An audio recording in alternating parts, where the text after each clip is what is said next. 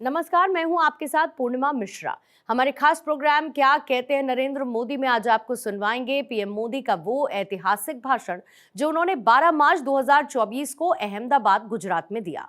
अपने भाषण में प्रधानमंत्री ने कहा कि जो देश अपनी विरासत नहीं संजो पाता, वो देश अपना भविष्य भी खो देता है। और बापू का साबरमती आश्रम देश की ही नहीं, ये मानव जाति की ऐतिहासिक धरोहर है। लेकिन आजादी के बाद इस धरोहर के साथ भी न्याय नहीं हो पाया। आज के ही दिन बापू ने स्वतंत्रता आंदोलन की उस धारा को बदला और दांडी यात्रा स्वतंत्रता के आंदोलन के इतिहास में स्वर्णिम अक्षरों में अंकित हो गई।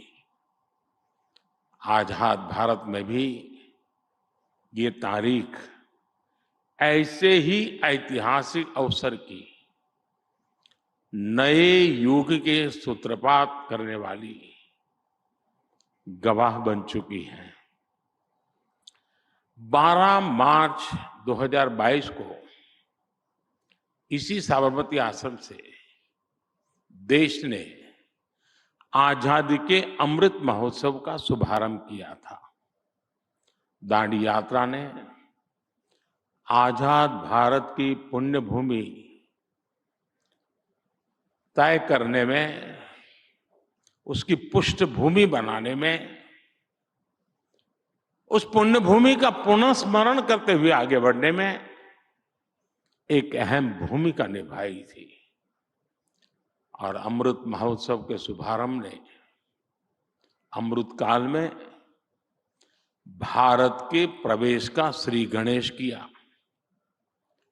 अमृत महोत्सव ने देश में जन भागीदारी का वैसा ही वातावरण बनाया जैसा आजादी के पहले दिखा था। हर हिंदुस्तानी को खुशी होगी कि आजादी का अमृत महोत्सव, उसकी व्यापकता कितनी थी और उसमें गांधी के विचारों का प्रतिबिंब कैसा था। देशवासी जानते हैं, आजादी के अमृत काल के इस कार्यक्रम के दरमियान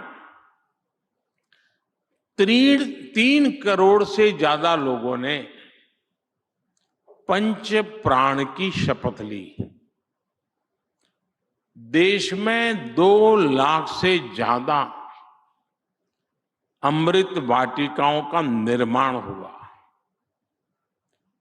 2 करोड़ से ज्यादा पेड़ पौधे लगा करके उनका पूरी तरह विकास की चिंता की गई।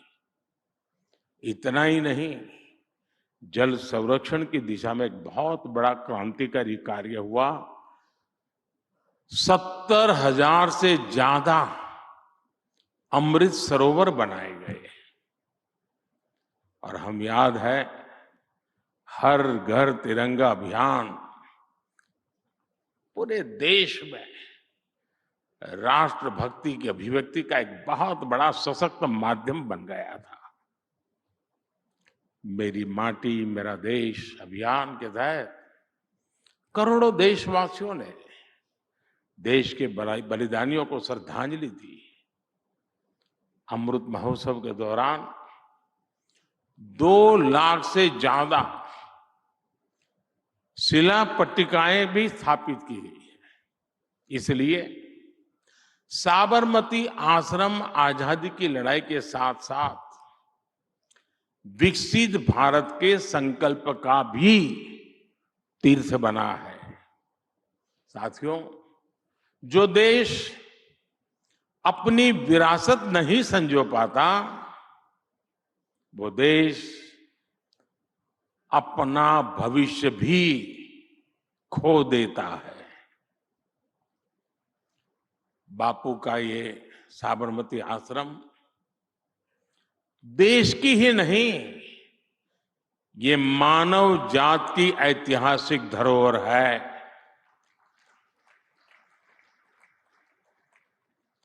लेकिन आजादी के बाद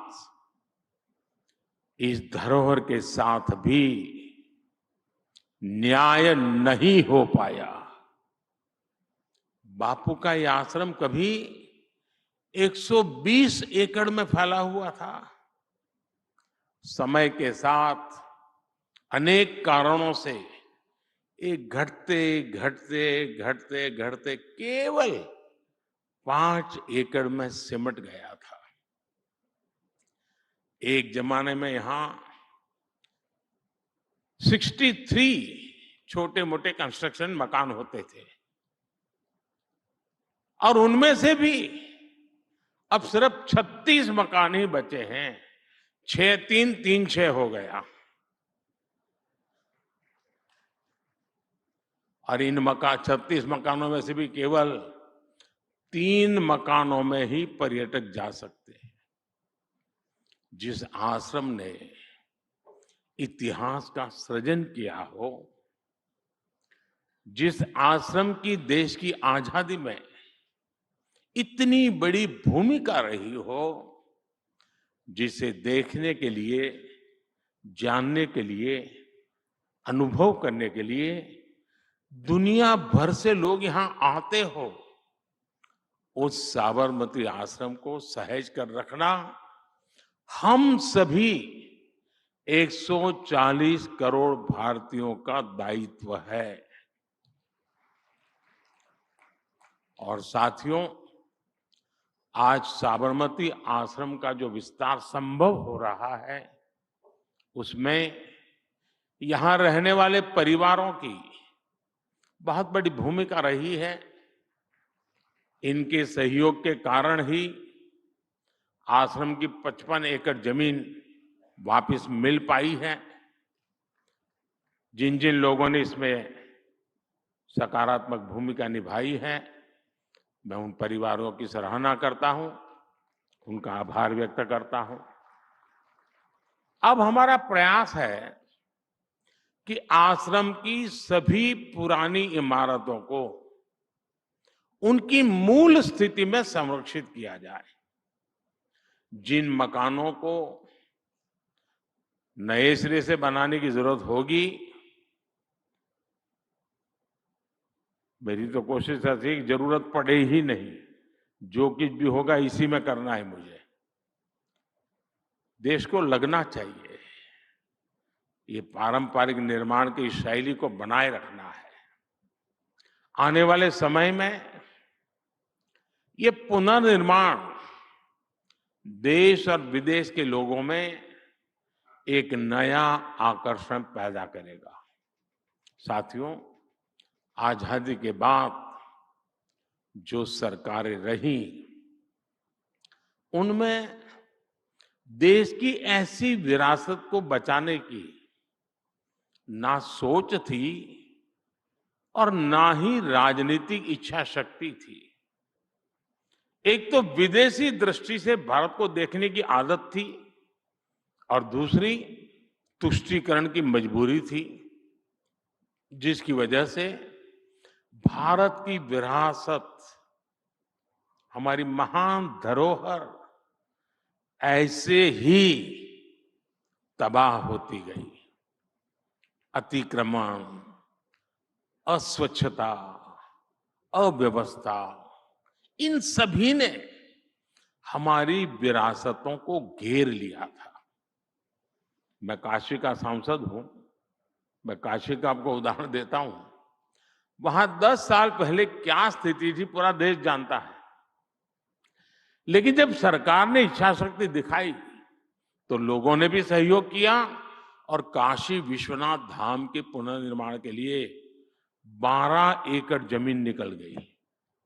आज उसी जमीन पर म्यूजियम, फूड कोर्ट, मुमुक्षु भवन, गेस्ट हाउस, मंदिर चौक, एम्पोरियम, यात्री सुविधा के तरह अनेक प्रकार की सुविधाएं विकसित हो गई है। इस पुनर्निर्माण के बाद, और आप देखिए 2 साल में 12 करोड़ से ज्यादा श्रद्धालु विश्वनाथ जी के दर्शन करने आए हैं। इसी तरह अयोध्या में श्री राम जन्मभूमि के विस्तारीकरण के लिए हमने 200 एकड़ जमीन को मुक्त कराया। इस जमीन पर भी पहले बहुत सघन कंस्ट्रक्शन था। आज वहां राम पथ, भक्ति पथ, जन्मभूमि पथ और अन्य सुविधाएं विकसित की जा रही है। अयोध्या में भी पिछले 50 दिन में 1 करोड़ से ज्यादा श्रद्धालु भगवान श्री राम के दर्शन कर चुके हैं।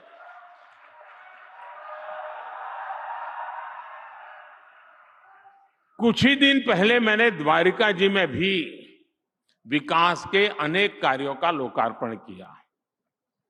वैसे साथियों, देश को अपनी विरासत को सहेजने का मार्ग एक तरह से यहां गुजरात की धरती ने दिखाया था।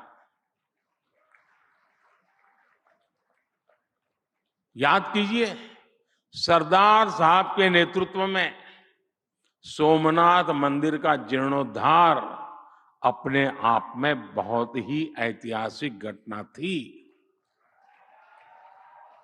गुजरात अपने आप में ऐसी अनेकों विरासत को संभाले हुए है। ये अहमदाबाद शहर वर्ल्ड हेरिटेज सिटी है। रानी की वाव, चांपानेर और धौलावीरा भी वर्ल्ड हेरिटेज में गिने जाते हैं। हजारों वर्ष पुराने पोर्ट सिटी लोथल की चर्चा दुनिया भर में है। गिरनार का विकास हो, पावागढ़, मोढेरा, अंबाजी, ऐसे सभी महत्वपूर्ण स्थलों में अपनी विरासत को समृद्ध करने वाले काम किए गए हैं।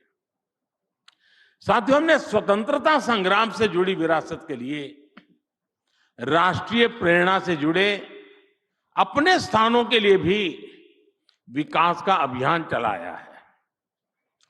हमने दिल्ली में, आपने देखा होगा, एक राजपथ हुआ करता था। हमने राजपथ को कर्तव्य पथ के रूप में विकसित करने का काम किया। हमने कर्तव्य पथ पर नेताजी सुभाष चंद्र बोस की प्रतिमा स्थापित की। हमने अंडमान निकोबार द्वीप समूह में स्वतंत्रता संग्राम और नेताजी से जुड़े स्थानों का विकास किया, उन्हें सही पहचान भी दी। हमने बाबा साहब आम्बेडकर से जुड़े स्थानों का भी पंच तीर्थ के रूप में विकास किया। यहां एकता नगर में सरदार वल्लभ भाई पटेल स्टैच्यू ऑफ यूनिटी आज पूरी दुनिया के लिए आकर्षण का केंद्र बन गई है। आज लाखों लोग सरदार पटेल जी को नमन करने वहां जाते हैं। आप दांडी देखेंगे, वो कितना बदल दिया है। हजारों लोग दांडी जाते हैं आज। अब साबरमती आश्रम का विकास और विस्तार इस दिशा में एक और बड़ा कदम है।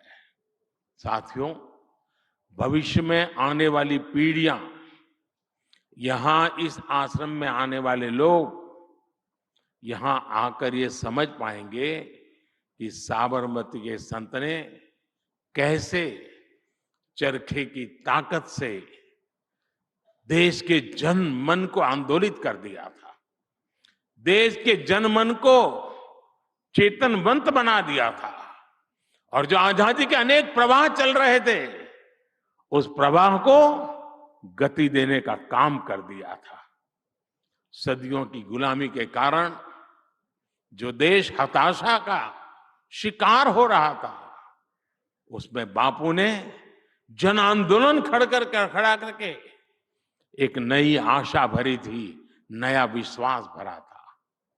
आज भी उनका विजन हमारे देश को उज्जवल भविष्य के लिए एक स्पष्ट दिशा दिखाता है। बापू ने ग्राम स्वराज और आत्मनिर्भर भारत का सपना देखा था।